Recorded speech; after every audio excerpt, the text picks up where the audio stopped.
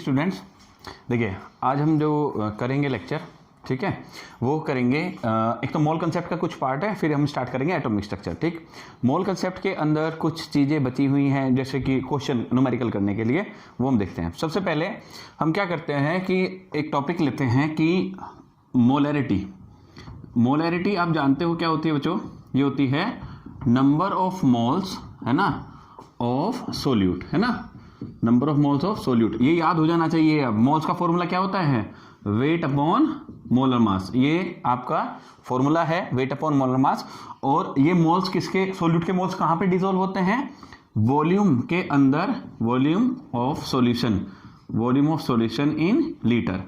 Clear है? तो यहां पे हम लिख देते हैं VmL। अगर ये लीटर में होना चाहिए वॉल्यूम, अगर ml में है तो किससे डिवाइड कर देंगे? 1000 से। तो मोलैरिटी का जो फॉर्मूला होता है ये हो जाता है weight upon molar mass upon VmL upon 1000। देखो A हमेशा डिनोट करेगा, जब भी मैं A लिखूंगा, ठीक है ना, तो ये डिनोट करेगा सोल्यूट को, है ना। ये जो वॉल्यूम है ये सॉल्यूशन का है। अगर आपका ये एक कंटेनर है ना, ये वेसल है, इसके अंदर VmL ये है और ये Na है। Na मतलब मोल्स का सिंबल होता है Na।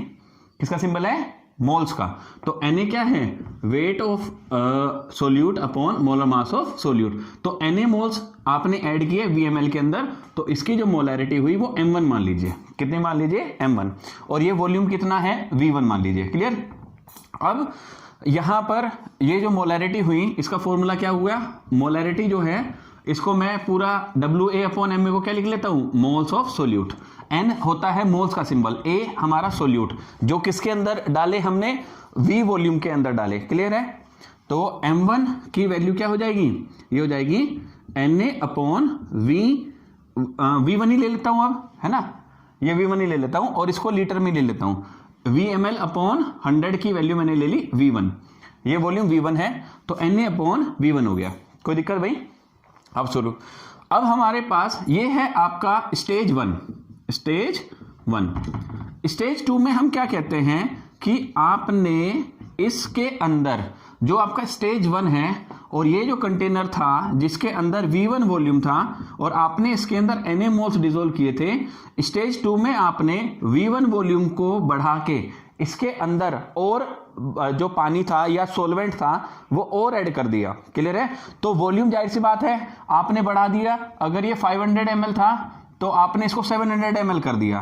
कितना कर दिया? 700 ml। तो आपने इस V1 वॉल्यूम को बढ़ा के कितना कर दिया? V2। कितना कर दिया? V2 कर दिया इसको। क्लियर है? तो वॉल्यूम क्या हो गया? चेंज। अब जब वॉल्यूम चेंज हो गया तो आपको पता है जो मोलैरिटी है वो किस पर डिपेंडेंट है? वॉल्यूम पर डिपेंडेंट है, तो नई मोलैरिटी आ जाएगी। तो स्टेज 2 की मोलैरिटी हो गई M2। स्टेज 2 की मोलैरिटी क्या हो गई? M2 हो गई ना। अब सुनो, जब स्टेज 2 की जो मोलैरिटी है वो M2 हो गई, ठीक है, तो हम M2 का फॉर्मूला क्या लिखेंगे बच्चों? M2 का जो फॉर्मूला है ये है आपका स्टेज 1 जब आपका वॉल्यूम कितना था? V1। और ये है आपका स्टेज 2 जब आपका वॉल्यूम कितना हो गया? V2। नीचे तो V2 लिखोगे और ये V2 मैंने लीटर में ले लिया। क्लियर है? 1000 से पहले डिवाइड करके ले लिया मैंने, ठीक है। लेकिन इसके अंदर एक चीज तो सेम है ना, Na तो सेम है, सोल्यूट तो आपने कोई एक्स्ट्रा ऐड नहीं किया। अगर 10 अमाउंट सोल्यूट ऐड किया था पहले तो 10 ही अमाउंट अब सोल्यूट ऐड किया। क्लियर? अब तो हम यहां इसको क्या रखेंगे? Na। क्लियर है? तो ये जो न्यूमेरिकल आता है वो न्यूमेरिकल इसलिए आता है कि आपकी जो मोलैरिटी थी वो M1 थी जब वॉल्यूम V1 था। क्लियर है? नई मोलैरिटी क्या होगी? नई मोलैरिटी क्या होगी जब वॉल्यूम आपका V2 है। क्लियर है? मतलब अगर V1 वॉल्यूम है तो M1 मोलैरिटी है, V2 अगर वॉल्यूम होगा तो ये वाला आपका क्वेश्चन मार्क में आ जाता है। तो ये आप कैसे कैलकुलेट करेंगे? ये ऐसे कैलकुलेट करेंगे जैसे मैंने लिखा। सर इक्वल क्यों रखे? इक्वल कैसे रख दिए? देखो, Na की वैल्यू यहां से निकालो। Na की वैल्यू यहां से क्या हो जाएगी? Na इक्वल्स टू क्या होगा? M1 V1। यहां पर Na की वैल्यू क्या हो जाएगी? M2 V2। तो Na यहां पर M1 V1 है, Na यहां पे क्या है? M2 V2। इसका मतलब है दोनों क्या है? बराबर है। मोल्स तो सेम ही रहेंगे, तो दोनों को हमने इक्वेट कर दिया, इक्वेशन 1 को इक्वेशन 2 के साथ। इस वजह से ये जो न्यूमेरिकल आता है वो ये आता है कि in case of V1 volume molarity will be M1 and if we added और subtracted some amount from the volume, clear, the new volume will be V2, है ना, then what will be the molarity, new molarity, है ना, new molarity क्या होगी M2। तो ये equation आपकी बहुत इंपॉर्टेंट इक्वेशन है, इससे आप यहां पर न्यूमेरिकल कर सकते हैं। इसको नोट कीजिए, ये M1 V1 equal to M2 V2 ये बोलते रहना है। मैंने कुछ बच्चों से पूछा, उनको सोल्यूट का फॉर्मूला तक याद नहीं है अभी, क्लियर है। तो सोल्यूट मोल्स का क्या होता है formula, weight upon molar mass, और ए वर्ड हमेशा किसको रिप्रेजेंट करेगा, सोल्यूट को। ये 12th क्लास में भी आएगा, सॉल्यूशन चैप्टर में ए और बी क्या है, क्लियर है। इस चीज को आपको ध्यान में रखना है बहुत। ये है आपका आज का टॉपिक नंबर 1, जहां पर आपने मोलैरिटी को इक्वेट किया है, नोट कर लीजिए।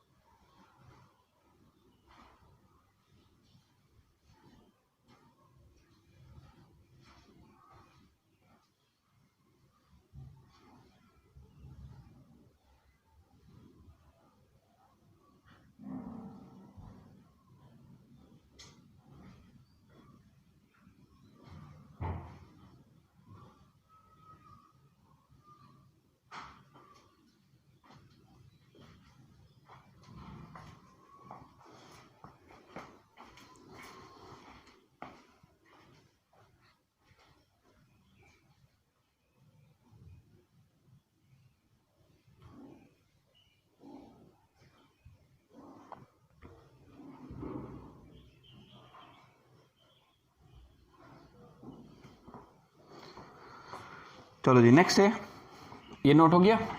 अब देखो, अब आता है टॉपिक नंबर 2। टॉपिक नंबर 2 क्या है, इसमें आपको बताना है relation between molarity and normality. आपको मोलैरिटी और नॉर्मेलिटी में रिलेशन बताना है। एक और चीज याद रखें, डेफिनेशन प्रॉपर सबको, है ना, याद होनी चाहिए। मोलैरिटी की डेफिनेशन थ्योरेटिकल आप क्या लिखेंगे, वो प्योर, मैं बता चुका हूं कई बार, थ्योरी पार्ट बहुत इंपॉर्टेंट होता है। आप आंसर कैसे लिखते हैं मैं आपको समझा रहा हूं कैसे होती है, ठीक है ना। अब आपको आज का जो होमवर्क है वो तीनों की डेफिनेशन क्लियर है। मैंने 2 डेफिनेशन बोली थी, बहुत ही कम बच्चों ने अभी भेजी हुई है ना। आज सुन लो किस किस की भेजनी है। मोल की डेफिनेशन भेजनी है, मोल क्या होता है, ठीक है। दूसरा एटॉमिक मास की डेफिनेशन, ठीक है ना। एम्पेरिकल फॉर्मूले की डेफिनेशन, डेफिनेशन जो आप एग्जाम में लिखेंगे ये समझा चुका हूं मैं सब। Empirical formula, molarity, normality and molality. तो definition number 1, definition number 2, 3, 4, 5, 6 molality हो गई। और इसमें जो लास्ट डेफिनेशन होगी, ठीक है, ये तो हो गया mole, atomic mass, empirical formula, molality, normality. चलो अभी बताऊंगा। चलो सबसे पहले आप देखेंगे, अब आपको रिलेशन आइडेंटिफाई करना है, relationship between molarity and normality. इससे कॉम्पिटिटिव एग्जाम्स में काफी क्वेश्चन आते हैं। ये जो टॉपिक है मोलैरिटी और नॉर्मेलिटी में क्या रिलेशनशिप है, ठीक है। अब देखिए, मोलैरिटी का जो फॉर्मूला है मैं डायरेक्ट लिख रहा हूं अभी। मोलैरिटी क्या होती है, moles of solute upon volume of solution in litre. अगर वॉल्यूम ml में है तो डिवाइड कर देंगे 1000 से, क्लियर है। ओपन करेंगे इसको, क्या होगा, weight of A upon molar mass of A upon VmL upon 1000, clear है। नॉर्मेलिटी क्या होती है, डिनोटेड बाई कैपिटल N, ये नॉर्मेलिटी है। इसमें न्यूमरेटर जो है वहां पे क्या आएगा, नंबर ऑफ ग्राम इक्विवेलेंट, ये वर्ड यूज होता है, ग्राम इक्विवेलेंट। कल भी मैंने बताया था ग्राम इक्विवेलेंट मास आएगा। मोलैरिटी अगर है तो M आएगा, मोलर मास आएगा। अगर नॉर्मेलिटी है तो क्या आएगा, इक्विवेलेंट मास, क्लियर है। तो number of gram equivalent upon क्या करेंगे यहां पर, ये तो डिनोमिनेटर तो यही आएगा VmL अपॉन 1000। ग्राम इक्विवेलेंट को वे ओपन करते हैं तो क्या होगा, weight of A upon molar mass of A। यहां तक तो ये मोल की तरह है, मोलर मास आएगा, लेकिन इसका मोलर मास किससे डिवाइड हो जाता है, वैलेंसी फैक्टर। डिटेल में बता रखा है, प्रीवियस लेक्चर देख लेना, प्रीवियस लेक्चर देख लेना। अब देखो यहां पर मोलर मास को जब n से डिवाइड कर देते हैं, कल भी काफी देर तक समझाया था, इसको बोलेंगे equivalent mass WA upon EA बोल देते हैं। क्या बोल देते हैं, EA। ठीक है, तो नॉर्मेलिटी का फॉर्मूला क्या हो गया भाई, नॉर्मेलिटी का जो फॉर्मूला है वो ये है WA upon MA into N VmL upon 1000। Clear है। अब बताओ, सिंपल है, M ये है और N ये है। ठीक है, इसमें वैल्यू पुट कर दीजिए। यहां पर क्या आएगा, सारी वैल्यू अगर निकाल देंगे, देखो अरे पूरा ये ऊपर n आ जाएगा। अगर इसको नॉर्मेलिटी में कन्वर्ट करेंगे, तो नॉर्मेलिटी में कन्वर्ट करेंगे तो कैसे होगा, इसको मैं V1 ले लेता हूं, या कुछ भी आप ले लीजिए, इसको भी V ले लीजिए, पूरा आसान हो जाएगा। या एक काम कीजिए, इसको डिवाइड कर दीजिए, ये इक्वेशन 1 हो गई है ना, और ये इक्वेशन क्या हो गई 2 है ना। डिवाइड कर दो, m अपॉन n कर दो, m upon n। m upon n करेंगे तो नीचे से ये पूरा कैंसिल हो गया, ये और ये तो पूरे कैंसिल हो गए ना। तो मोलैरिटी का जो फॉर्मूला है ये क्या हो जाएगा, WA अपॉन MA ऊपर वाला, इसको मैं V ले लेता हूं खाली, या V1 ले लेता हूं, है ना, सेम वॉल्यूम की बात कर रहा हूं मैं। तो ये हो गया V1 upon WA upon MA किससे डिवाइड है इसका, N जिसको वैलेंसी फैक्टर बोलते हैं, अपॉन इसको भी V1 कर दो।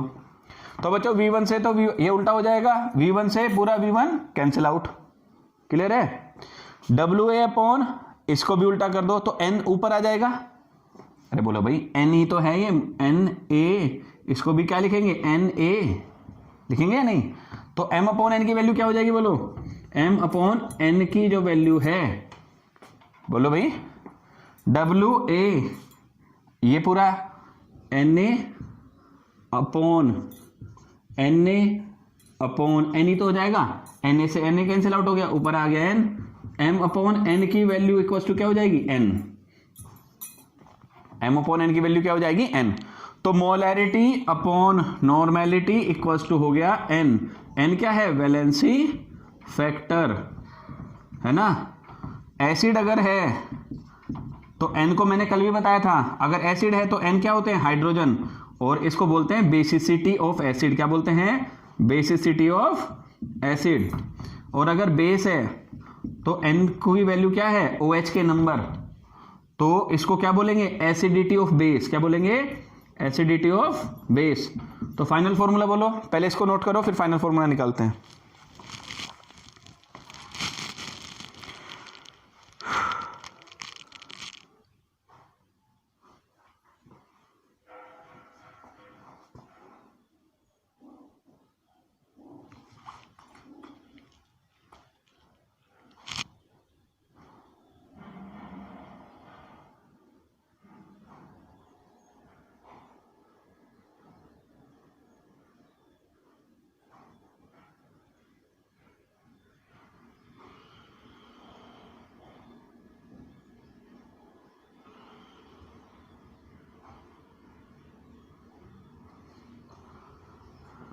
ये डिवाइड करते टाइम ध्यान रखना भाई, ये डिवीजन सही हुआ या नहीं हुआ।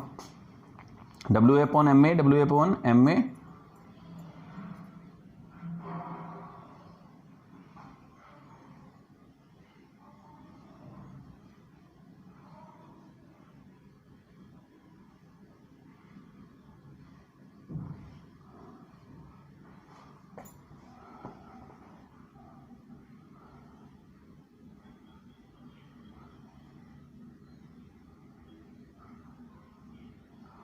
ये डिवीजन देखो एक बार, डिवीजन ये जो है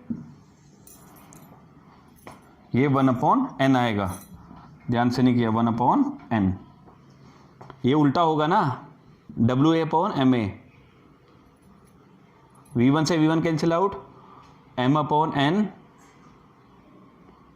हाँ हाँ, ये पूरा का पूरा रिवर्स जब होगा तो ये 1/n आएगा, 1/n, तो यहां पर 1/n आएगा, ठीक है।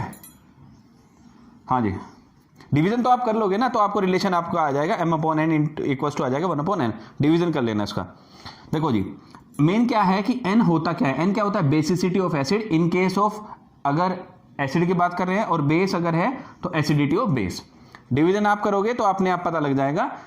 आपको इक्वेशन 1 को 2 से डिवाइड करना है, WA/MA यहाँ पे भी है, WA/MA यहाँ पे भी है, VML 100, VML 1000, तो इक्वेशन 1 को जब 2 से डिवाइड करोगे तो ये वैल्यू 1/n आएगी। क्लियर है, सारा कैंसिल आउट हो जाएगा, W से W कैंसिल आउट हो गया, M से M, V से V, तो ये 1/m आएगी। और तो फाइनल रिलेशन क्या आया, m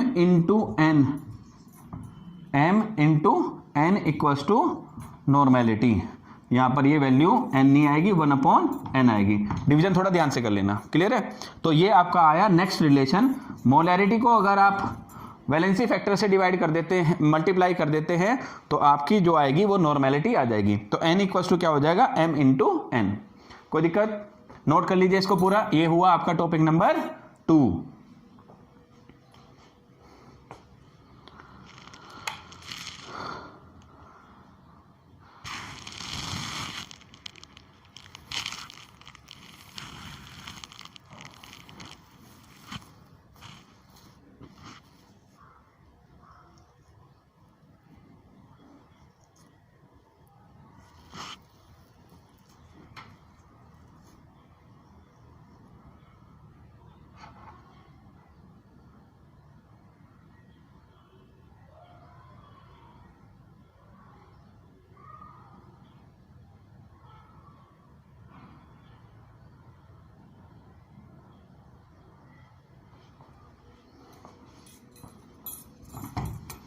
नेक्स्ट टॉपिक है मोल फ्रैक्शन। क्या होता है मोल फ्रैक्शन?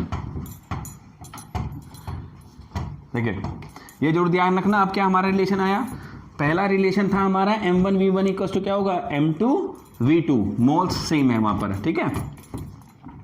अब नेक्स्ट है आपका डेफिनेशन, जो आज होमवर्क है वो जरूर याद रखना है, थोड़ा और मेहनत करना। डाल्टन एटॉमिक थ्योरी की जो पोस्टुलेट्स थी वो एक बार देख लेना, 10th क्लास में भी थी, 9th में भी थी, ठीक है, जो डाल्टन एटॉमिक थ्योरी की जो पोस्टुलेट्स थी, ठीक है। नेक्स्ट है कि टॉपिक नंबर 3, मोल फ्रैक्शन क्या होता है। मोल फ्रैक्शन, फ्रैक्शन मतलब होता है बच्चों परसेंटेज, किसी भी मोल का परसेंटेज। क्लियर है, किसी भी सॉल्यूशन के अंदर आपका सपोज करो एक सॉल्यूशन है, और यहां पर जो सॉल्यूशन है ये है कोई भी मान लो, कोई 500 ml सॉल्यूशन मान लो कोई भी, ठीक है ना। इसके अंदर मैंने 3 सब्सटेंस ऐड किए, A, B और C। क्लियर है, 3 सब्सटेंस ऐड किए, तो A के कितने मोल्स थे, Na, B के मोल्स कितने थे, Nb, और C के मोल्स कितने थे, Nc। क्लियर है, Na की वैल्यू आप सपोज कर लो 5 है ना, ये आसान भी रहेगा। Nb की वैल्यू सपोज करो 10 है, और Nc की वैल्यू की सपोज करो 15 है। क्लियर है, ये रेस्पेक्टिव मोल्स हैं, A सब्सटेंस के 5 मोल्स, B सब्सटेंस के 10 मोल्स और C सब्सटेंस के 15 मोल्स। ये आपने एक उसके अंदर या बीकर के अंदर या एक आपका वेसल है उसके अंदर ऐड कर दिए। तो आपको मोल फ्रैक्शन बताना है। मोल फ्रैक्शन हमेशा डिनोट होता है X से। क्लियर है, मोल फ्रैक्शन हमेशा किससे डिनोट होता है, X से। क्लियर है, अब यहां पर किसी का भी मोल फ्रैक्शन बताना हो तो मोल्स की परसेंटेज बतानी है। भाई A की परसेंटेज कितनी है, तो मोल फ्रैक्शन ऑफ A अगर मुझे देखना है तो क्या होगा, मोल फ्रैक्शन ऑफ A का मतलब यहां पर क्या होगा कि A के moles upon total moles, Na plus Nb plus Nc, तो ही तो परसेंटेज आएगी। क्लियर है, A के मोल्स की मुझे परसेंटेज बतानी है, उसी को आप मोल फ्रैक्शन बोलते हैं। तो मैंने मोल फ्रैक्शन का सिंबल क्या लिखा, X, और किसका निकालना है, A का। तो मोल फ्रैक्शन ऑफ A क्या होगा, A के मोल्स अपॉन टोटल मोल्स। फिर क्या होगा, A के मोल्स कितने हैं, 5 है ना, तो ये क्या होगा 5 प्लस 10 प्लस 15, तो 15 प्लस 15 कितना होगा, 5/30, तो ये हो जाएगा 1/6। क्लियर, ऐसे ही XB के मोल्स, XB के मोल्स कितना हो जाएगा, NB upon Na plus NB plus NC, calculate कर लेंगे। और XC के मोल्स क्या हो जाएगा, NC upon Na plus NB plus NC, ये आपके हो गए मोल्स। क्लियर है? तो B के मोल्स और C के मोल्स ये सब है। क्लियर? तो ये हमारा थर्ड टॉपिक है, मोल फ्रैक्शन क्या होता है और वो कैसे कैलकुलेट होता है। नोट कर लीजिए इसको।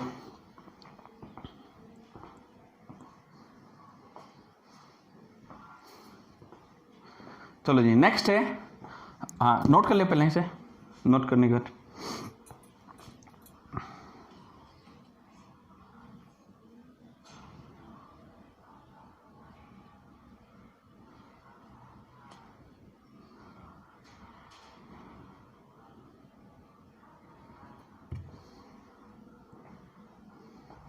नेक्स्ट टॉपिक है mass percentage.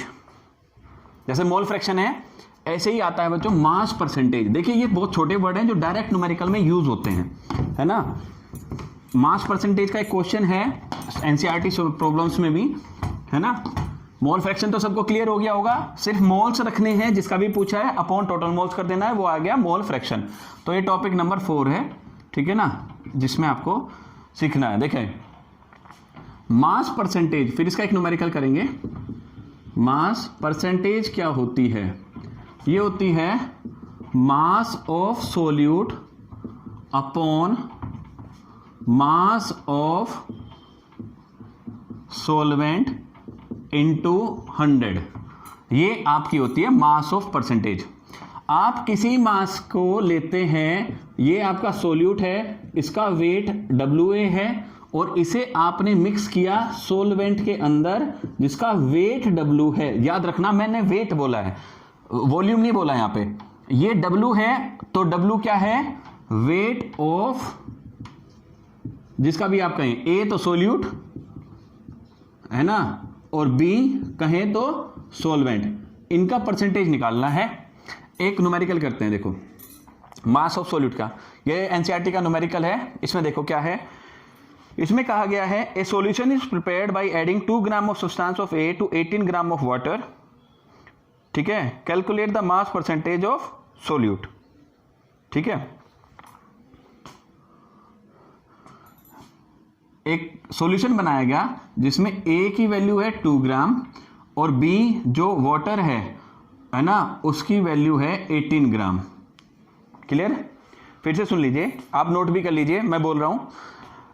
A solution is prepared by adding 2 gram of substance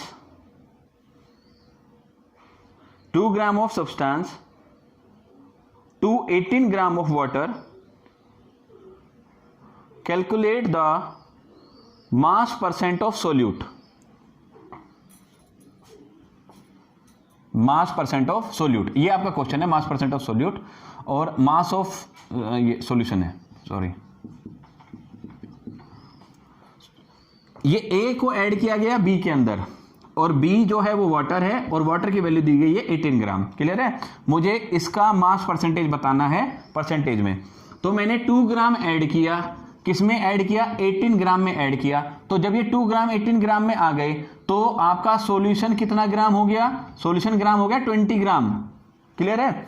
तो मास परसेंटेज में क्या लेंगे? सोल्यूट कितना है? 2 ग्राम अपॉन सॉल्यूशन, ये आपका है सोल्यूट प्लस सोलवेंट का मास।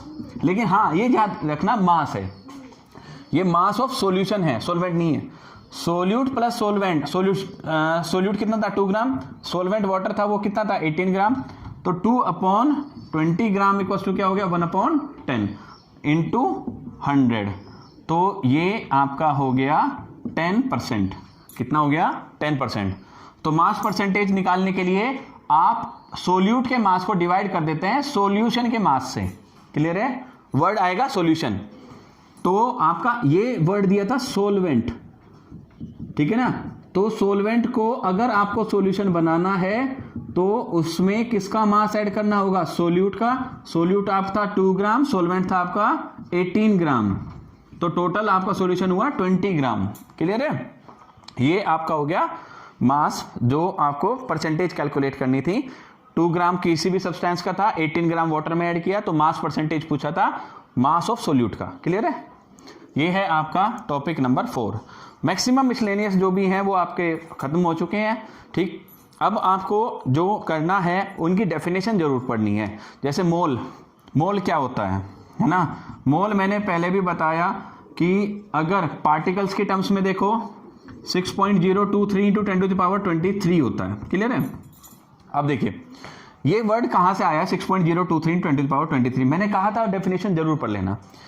कभी भी किसी, आप ये कहते हैं 1000 कहां से आया, हमें किसी 1 किलोमीटर का मतलब क्या हुआ, हमने एक प्रॉपर एक डिस्टेंस को मार्क कर लिया, उसको 1 किलोमीटर बोला और उसके मल्टीप्लाई करते गए, तब हम 100 किलोमीटर पे पहुंचे, फिर 1000 किलोमीटर पे पहुंचे। तो हमने एक चीज को तो फिक्स करना ही करना था ना।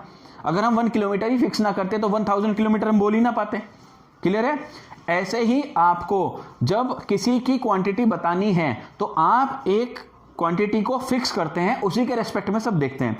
1 लीटर की एक अमाउंट फिक्स गई है ना, एक अमाउंट ली गई, उसको फिक्स पैरामीटर बना दिया गया कि इसको इतने को हम 1 लीटर बोलेंगे। ऐसे ही मोल है, इतनी क्वांटिटी को हम 1 मोल बोलेंगे। क्लियर है। इतनी क्वांटिटी को, क्योंकि अगर आप रुपीस में इसको स्पेंड करेंगे तो ये, अगर आप डेली 10 लाख रुपीस भी खर्च करेंगे, सपोज करो आपने भगवान से मांगा कि मुझे 1 मोल रुपीस चाहिए, तो आप सोच के देखो कि अगर मैं कहता हूं आप 10 lakh rupees per day spend करते हैं, per day spend 10 lakh rupees per day spend करते हैं, तो सोच के देखिए कि अगर आपके पास 1 मोल रुपीस हैं तो कितने टाइम में वो खर्च हो जाएंगे, कितने दिन में वो स्पेंड कर देंगे आप। अगर 1 लाख रुपीस आप पर डे स्पेंड करते हैं तो 1 मोल रुपीस को स्पेंड करने में कितना टाइम लगेगा, ये आज का होमवर्क है ना, मुझे व्हाट्सअप कर देना। क्लियर है। देखो एक और चीज, हम प्रॉपर लेक्चर बनाते रहते हैं, व्हाट्सअप का रिप्लाई तभी आता है जब